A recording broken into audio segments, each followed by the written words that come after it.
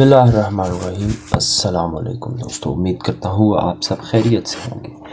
आज इस वीडियो में ये बात करेंगे कि भारत में या हिंदुस्तान में जो तनाज़ा चल रहा है नाम के ऊपर कि हम इंडिया नाम रखें या भारत नाम रखें, इस हवाले से अपोजिशन और गवर्नमेंट के दरमियान तनाज़ा चल रहा है।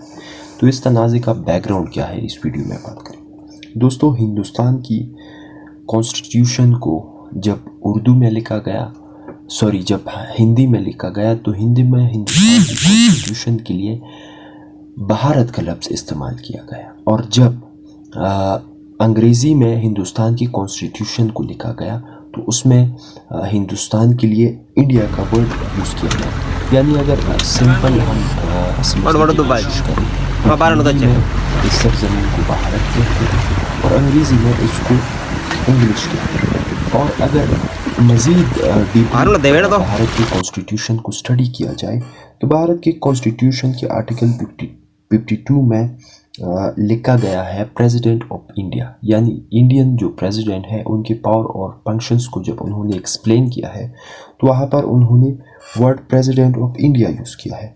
और जब वाइस प्रेसिडेंट्स के पावर और फंक्शंस उन्होंने डिफाइन किए हैं तो वहाँ पर उन्होंने लिखा है आर्टिकल 63 में कि वाइस प्रेसिडेंट ऑफ इंडिया, और आर्टिकल 124 में supreme court of India.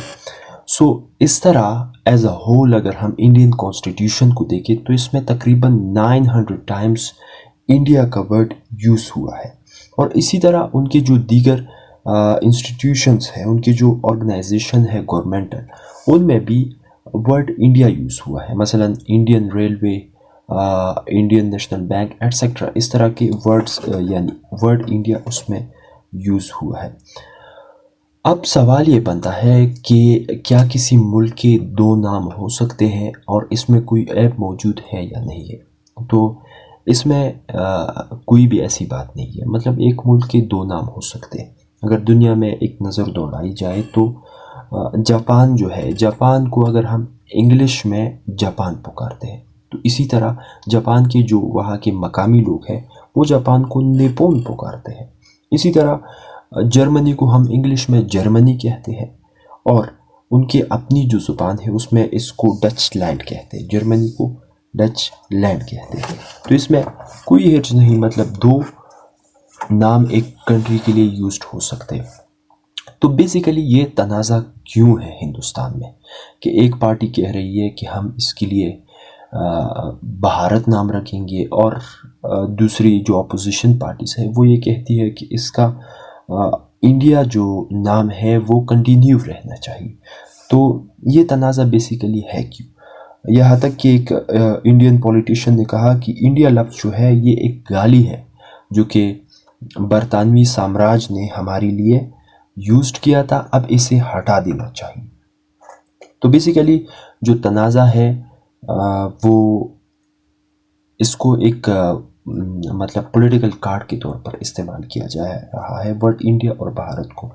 Bharat में जो अपोजिशन है उन्होंने, जो तमाम पार्टियां हैं, उन्होंने एक अलायंस बनाया और उन्होंने अपने अलायंस को इंडियन अपोजिशन पार्टीज़ के बजाय अपने अलायंस को नाम दिया इंडियन अलायंस। तो जब उन्होंने इंडियन अलायंस का नाम दिया तो इस अलायंस की जो ताकत और क़ुव्वत है उसको कम करने के लिए मोदी साहब ने यह फैसला किया कि हम इंडिया की जगह अपने देश का नाम भारत रखेंगे। तो सिंपल सी बात है। अब आने वाले दिनों में देखा जाएगा कि आया ये नाम तब्दील होता है या नहीं। वस्सलाम।